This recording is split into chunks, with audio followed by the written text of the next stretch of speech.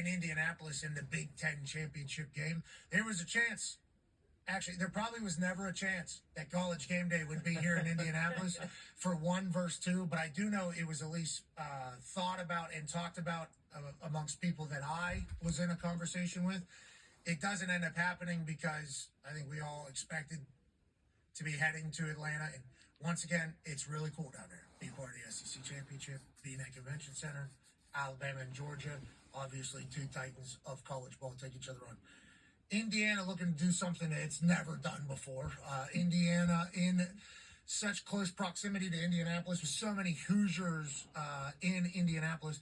It's going to be a scene downtown Indianapolis. And then the Ohio State Buckeye faithful just 3 hours away whenever you talk about hopping on 70 and traveling directly to Indianapolis. So this is going to be insanity here in Indianapolis. What should we expect from the game? Obviously, Julian Sain is a Heisman favorite, as is Mendoza. We assume they'll get their touches in. Defensively, Ohio State's supposed to be historic. Yep. Indiana, better than they were last year on the defensive side, much better than they were on the defensive side.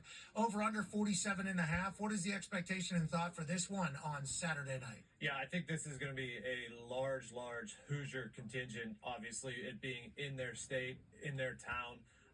Obviously, Ohio State coming off a national championship. They go to the Big Ten championship literally every single year. I think it is going to be a heavy Hoosier crowd on Saturday because it's the first time they've been in the Big Ten championship. I don't know. I think ever. But there's only two teams in the country who are ranked top 5 in both scoring, offense, and defense, that being the Indiana Hoosiers and Texas Tech Red Raiders.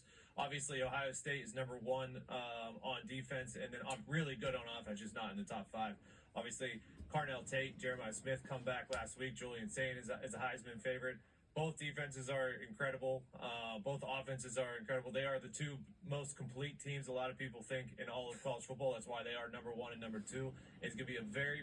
Remember, Indiana went to Ohio State last year and was kind of overwhelmed by the crowd. There was a muffed punt situation that happened, a punt return that happened, and things kind of got out of hand. And Indiana was never tested before that game last year. Like they've had some good tests. They went to Oregon, to Iowa, played some close games. Obviously, at Penn State played a close game, so they've been tested. They've won all of them. I think it's going to be a really good game. I think so, too. I think it's going to be worth the price of admission, which we did pay, and it is a lot. And hopefully there won't just be a jib sitting in front of our suite again. There better not be. There definitely will be. And that entire thing just becomes a character of the story because they are choosing to charge us the amount of money that they're charging us to put us in that seat. And then they are choosing to put a 15-foot tall jib directly in front of our seats.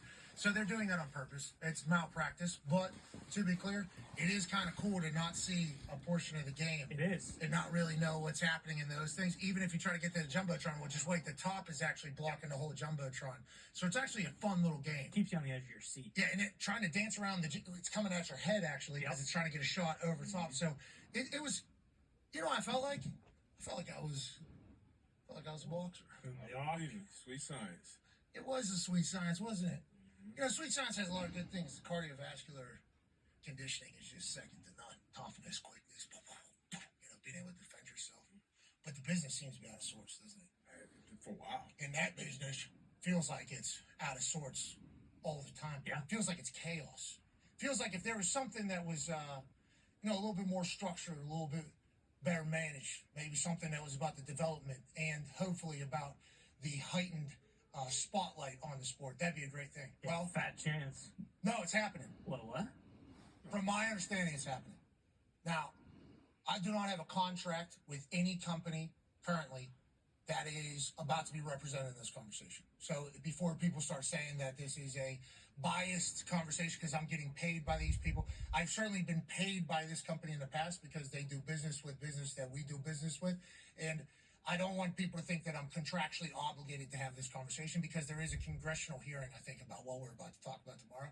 What I will say, though, is the people or the person I'm about to speak about and speak to are people that I have immense respect for, that are incredible businessmen, and everything I've ever seen them touch has had success. So if they're looking to get into a sport that we all love, that could potentially thrive in the future better, we are certainly going to be in support of that. Ladies and gentlemen, joining us right now, representing the Zuffa boxing promotion, founded by TKO, the current president of the WWE. Ladies and gentlemen, Nick Kama. Yeah.